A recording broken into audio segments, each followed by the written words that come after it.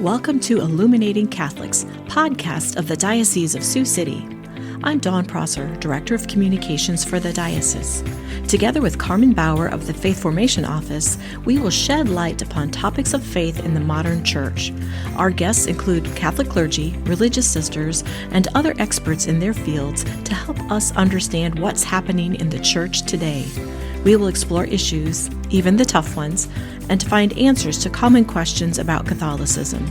Thank you for joining us for today's Illuminating Catholics, shedding light to understand the modern church. Welcome back to the Illuminating Catholics podcast of the Diocese of Sioux City. I am Dawn Prosser. I am the Director of Communications for the Diocese.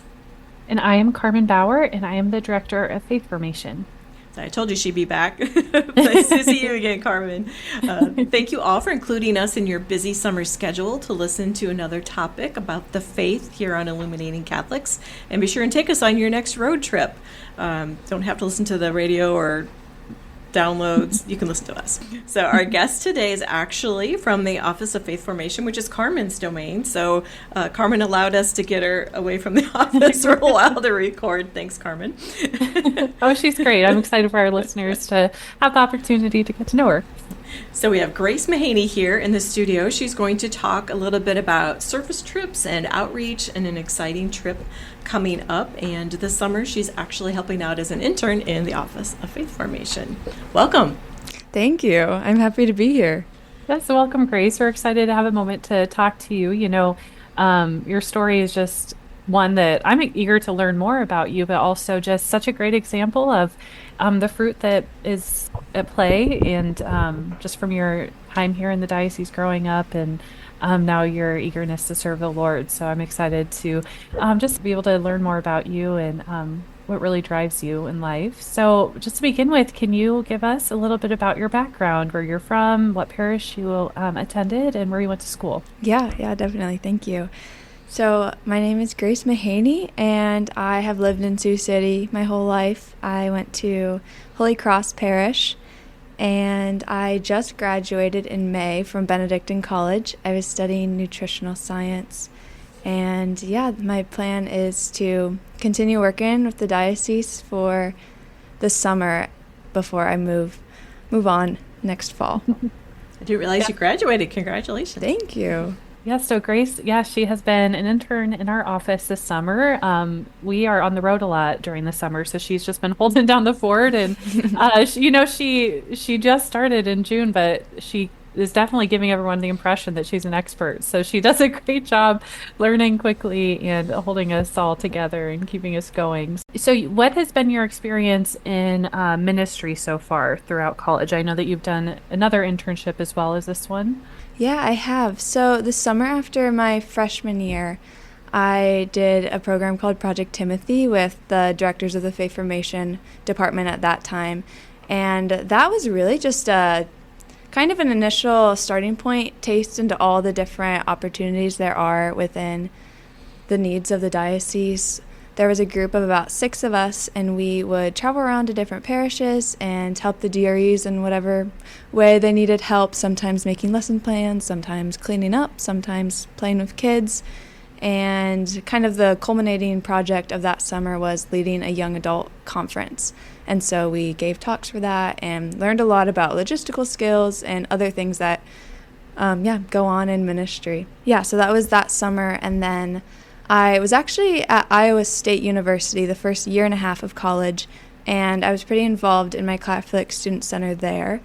And so I was in Bible studies. I got to lead Bible studies as well and be on different retreat teams, and really just growing to love Catholic community and just how beautiful it is, just how we all have a different role and we all have different opportunities to serve and the particular gifts that we've been given. And so then after I transferred to Benedictine, I decided that following summer of my sophomore year, I wanted to serve as a camp counselor with an organization called Damascus. And so basically, kind of their slogan is high adventure activities for a high adventure faith. And so they have this big Catholic youth summer camp full of crazy, fun, high energy activities and really is all about showing kids that the faith is exciting. It is an adventure. And so getting to walk with campers every week during that summer was such a gift. Definitely learned a lot about, I think, motherhood that summer, and just how I can love these children in a motherly, feminine way and just lead them to Christ in that. And yeah, I've gotten to go on 3 mission trips during my time in college. The first one was while I was still at Iowa State. Focus had led a retreat or a mission trip in El Paso. And so we went to this cafe called the Mustard Seed, and we worked there for a week. And this cafe, they serve all their meals to the hungry, and we also got to work on this farm where all of the proceeds and harvest of the farm goes to serving those who are hungry and in need of food in the El Paso area. And yeah, following that, my next 2 mission trips I went on, both were to an organization called Christ in the City in Denver, Colorado. And Christ in the City is a totally unique approach to homeless ministry. They serve the homeless, firstly, in addressing a deeper need, more so the need of building friendships with the homeless. While there are many resources for the poor, such as food and shelter, that they can use, there are few people that seek to have a real, lasting friendship. And so the whole goal of Christ in the City is to hopefully alleviate the poverty of loneliness that kind of cripples this demographic. And so I got to go there the fall of my junior year, and it just left such a deep impression on me that I decided to apply to lead a trip the following year. So that meant I got to go back spring of my senior year, this past March, and return to this place and return to this mission, which I've really grown to love. So you talked about the need for friendship and relationships when working with the homeless and trying to provide these services for them. With your experience, you probably have a good sense of maybe some of the misconceptions people have about the homeless, and then, how and why, and working on the relationships with them, if you want to share with us a little bit. Mm-hmm. I think there are certain misconceptions with what is maybe the cause of homelessness, and Christ in the City, through their many years of experience, they have been able to identify that the core root of homelessness is broken relationships in people's lives. Whereas maybe it may be seen as bills that can't be paid or addiction, while these are factors of it, along with a variety of other reasons, at the heart of it, it is something happens in someone's life and it begins to spiral, and they don't have a person in their life who can take care of them. Maybe this is because friends or family members have abandoned them, or maybe it's because they themselves have cut those ties or distanced themselves, but it is that there's not somebody either way that can take care of them. It's kind of like you don't have a friend or family member's couch to crash on, so you have to go to the streets. And so what Christ in the City is seeking to do is firstly address this wound in which the homeless people have of broken relationships in whatever capacity that might be, and seeking to heal and integrate them back into society through just being with them and going to them right where they are at. And this takes time, so Christ in the City has a very simple approach to it, which is going out and beginning simple conversations. And through our ministry, we will be assigned the same street routes for a year, so that way we can meet people at their regular spots, and we can begin to actually have consistent, healthy relationships with these people and kind of break down those barriers of lack of trust or disbelief in friendship. And many times people maybe feel that they aren't capable of maintaining relationships anymore. Many of these people, they have told missionaries that it has been years since anyone has said that they love them, or years since anybody has called them by their real name. And so, yeah, our mission is to, while recognizing the realities of the conditions that they live in, we want to see the person and restore them to their personhood, to their human dignity, through a life-giving, consistent relationship. Are all of them in Denver? Because I've heard of the program. Yeah, so Christ in the City started out in Denver. It's been a program for over 20 years now. And in 2022, they opened up a new permanent location in Philadelphia. And so there's year-round missionaries in Denver and Philadelphia right now. And during the summer, they hold 3-week programs in other satellite locations. So there's one in, I believe, Texas, Chicago, different places in Indiana, Nebraska, and just a few other places throughout the states. Didn't realize it was quite so widespread. So that's kind of an impressive background for someone who just graduated from college. So how did you first become interested in doing this? Because you've done several. Yeah, good question. Honestly, probably my first week of college. I remember I got to Iowa State, and the first Sunday Mass that I was there, I remember being in a pew, and there was this girl a couple rows ahead of me, and I just took notice of her, and just her posture in Mass and her reverence, and I was just kind of there is something about her. I want to be like her. And I didn't know her at the time, but after Mass, I had gone up to her and I just asked her a question, and I found out that she was a Focus missionary. And I had heard of Focus vaguely before going to college, but I didn't really know what it entailed. And I think after getting to know her, getting to hear how she, in her particular mission, was serving college students, but her life was just totally devoted to this particular mission. Something I think just kind of ignited in my heart at that moment, and I was just wow, I want to be able to serve. I want to be able to give my whole heart to some sort of mission, some sort of cause in service to others. And so I think that was this initial kind of, I guess, desire I had to serve. And yeah, I think throughout my time in college, as my relationship with God began to mature, just this greater desire to imitate Christ, I think, and just, coming to know he came not to be served, but to serve. And I think that's the heart of why I want to serve others.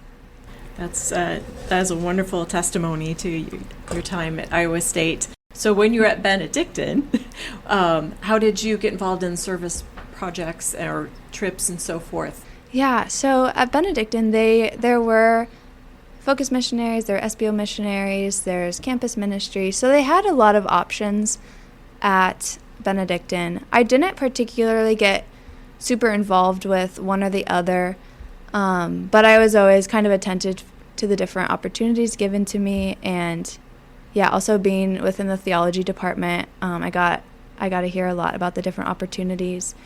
I think Christ in the City was the thing that excited me the most about the different opportunities I heard about. And so I just decided to go. One of my friends was leading that trip my junior year, and she told me about it. And I'd heard of the mission before when I was at Iowa State, actually, because some of my friends went on a trip. And so that was the bulk of my experience with service at Benedictine. Well, you just graduated college, and congratulations on that. And we have loved having you in our office this summer. You've offered such great support. And now, while so many of your peers are navigating, that transition into their careers and their professional life, you're doing something just a little bit different. So where are you headed after this summer with Christ in the City? So starting in August, I'm going to be moving to Denver, Colorado, and I'm going to be a full-time missionary with Christ in the City. So it is a year-long commitment that I've made. And yeah, I couldn't be more excited and grateful that, yeah, this is what the Lord's called me to. Yeah, and it's such a beautiful thing too, because I remember especially at the end of senior year, everyone's applying to different jobs and different opportunities, and I remember going into my interview with Christ in the City, and there was just such this weight lifted off of the pressure of figuring out what my job would be, because there was this sense of like, oh wow, I don't need to prove myself in this particular thing that I'm interviewing for. And so I think that was something really beautiful also about this call, is just this freedom of knowing with this particular program that if I'm supposed to be there, I will be there. Yeah, so that, I guess, is where I will be heading in the fall, and yeah, I just couldn't be more excited. That's so like how just many? around the corner. Sorry. Oh no, it is. I know. Everyone around the office keeps stopping by and inviting Grace to continue to here, but because she is so wonderful to have around. But we are happy for you as well to be able to go serve in the way that Christ is calling you. Will you be joining other missionaries? How does that look? And then, do you live in community? How? Yeah, if you could, can you just bring us into kind of the world that they live? Yeah, I can do that. There will be, in Denver at least, there will be about 30 missionaries, and we all will be living in community. And our approach to the mission is they kind of set us into teams of around 3 to 4 for our street teams. So this is a smaller group in which we will go out and encounter the homeless in. And yeah, we all live in the same place. We'll be living in, it's actually an old elementary school that they had bought and turned into a home, and it's surprisingly incredibly homey. So I'm super excited for that, and also just the formation that comes with living in community will be, very, very good for me as well. But yeah, so that is kind of what the community will be like next year. And will you pray together, or is that, do they allow for more independent prayer? How do you guys sustain yourselves spiritually during this experience? There are kind of 4 pillars to the missionary life with Christ in the City. There is spiritual formation, which that involves our structure of daily prayer. Our day begins at 6:30 in the morning, where we pray morning prayer together, and then we all have an hour of personal prayer, and then we attend daily mass, and we close off the night at 9:30 p.m. with night prayer. And Christ in the City does something really beautiful that they call a Thanksgiving rosary. And so basically for this is we pray with the rosary beads, and on each Hail Mary bead, we will kind of spontaneously all go around and say something that we are grateful for from that day, whether it was an encounter, whether it was a fellow missionary, whether it was a beautiful day, whatever it possibly could have been that we are grateful for. And so prayer is really at the heart of this mission. I don't think it even would be possible without prayer and without, allowing the Lord to enter into our hearts so that we can then give him to those that we meet on the streets. And then there's also some other aspects of it is we have intellectual formation, where we will get to take a theology course once a week throughout the year, just to also kind of keep that intellectual spiritual formation. And along with, as I mentioned before, human formation, living in community and just growing in our communication skills and what it means to be a good friend and what it means to share a space with people. And a 4th aspect is, of course, the service. We really will be formed in our service to the poor, and I think at the heart of it is being a witness of unconditional love to people that really may not believe in it, may not trust in love anymore. And unconditional love is the love of God. So getting to witness to that kind of love is, I think, just the most beautiful thing that we can do. So will your work primarily be in Denver, or would you be traveling to some of these other locations as part of your upcoming year? Yeah, so For the year, I will be in Denver. However, for the summer, when the other 3-week programs are going on, our different missionaries will be sent to these different locations, and we will be welcoming in other people who want to serve just for a summer. And so we'll kind of be training the summer of service missionaries, and if we continue, then we'll go back to Denver after.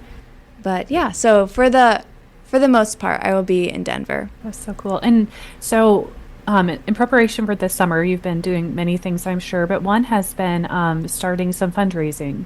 Can you give us a little bit of the information about how that looks for you as a missionary, and maybe if people want to give, how they can support you in this mission? Yeah. So a part of my responsibility in being a missionary for this next year of Christ in the City is I am responsible for fundraising the cost that it is for the mission program to happen. And so, yeah, it's a beautiful thing because it is this opportunity to invite people into the mission, whereas it's not just about me going, the Lord calling me to go, but it's really the Lord is inviting all sorts of people to give to this mission, but just in different ways. And so, actually, yeah, St. Therese, she has this really beautiful quote that I'm probably not going to say word for word, but it is that some people give by going and others go by giving. And so, yeah, a mission is only possible through the support of a lot of prayer and people making financial contributions as well. And so, yeah, I'm so excited about this mission. I'm so excited to radiate the love of Christ to really just the people in most need of reconciliation and friendship with society and ultimately with Christ. And yeah, people are so welcome to help me in this by donating in whatever way they feel called to. There is, on our website, if you just look up Christ in the City, we have a missionary directory with all of our missionaries, and we each have a personal donation page where annual or monthly contributions can be made. And yeah, this really is what allows our mission to happen, is through the support of others. We will put a link in the show notes, and then when we put it on social media so people can access that. Awesome. Yeah. If somebody is in Sioux City before you leave and they don't know how to do online, can they maybe just send you a check or cash or something like that? Yes. So checks and cash are also great options. A check can be written out to Christ in the City with my name, Grace Mahaney, in the memo. And yeah, that can be sent to me, or it can even just be sent to Christ in the City, which I can give the address as well. We'll put that in the notes too. And will there be a way for us to follow along with your mission? Oh, yes, there definitely is. So all of my mission partners, I will be sending out a regular newsletter, so that way I can keep people updated on the mission. I can give highlights of what's been going on, and I can give prayer intentions. And yeah, so there will be continued updates throughout the year about how everything's going. That would be great. In this year of Jubilee, you can gain an indulgence when you do works of mercy. So I've been thinking about you, Grace, and you'll just be rolling in the indulgences out there. Oh, that is such a great gift, yeah. Yes, you can offer them up for the holy souls, and that'll be a beautiful way of living out the Jubilee as well in your mission. Well, thank you. Think about that. Yeah. I'm so glad that Father David Sculiano put that on my radar. That's something I had overlooked in the initial Jubilee announcements and everything. So anything else you'd like to share, Grace? Any encouragement to other young Catholics who are listening for the Lord's voice in their life? It's such a time in people's lives when they're trying to make those big decisions. So any words of wisdom that you'd like to share? There's this quote from Pope Benedict that I really, really love.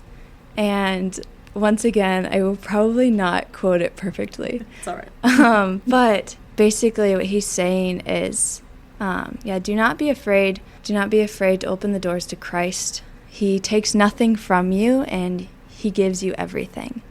And I think this is such a powerful and true quote, because I think this often is the case of the Lord invites us to give ourselves to others, to serve others in some way. And when we get that invitation, there can be this fear that something's going to cost me. I have to give something and it will exhaust me, or well, what do I get in return?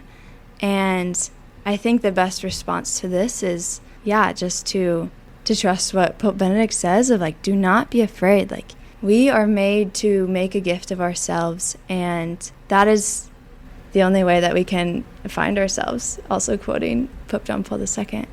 And I think, and specifically what Christ in the City is showing me is that the Lord withholds nothing from us, and he wants to give us everything. And we can only do this when we open ourselves up, when we allow ourselves to be empty, when we allow our poverty to come to the surface before him, and make space for his presence to enter into that. And I assure you that joy and peace will come with this opening up of your hearts to Christ.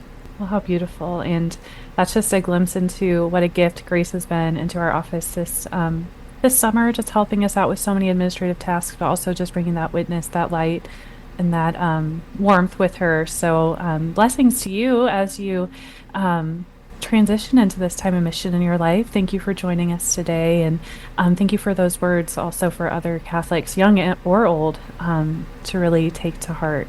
So thank you also to all of our listeners, and thank you for following Illuminating Catholics as well. In this summer travel season, take us with you so you can hear the latest episodes and catch up on any that you've missed. Thank you for listening to this episode of Illuminating Catholics, shedding light to understand the modern church. Follow us for more episodes on topics of the Catholic faith. For more diocesan news, visit lumenmedia.org.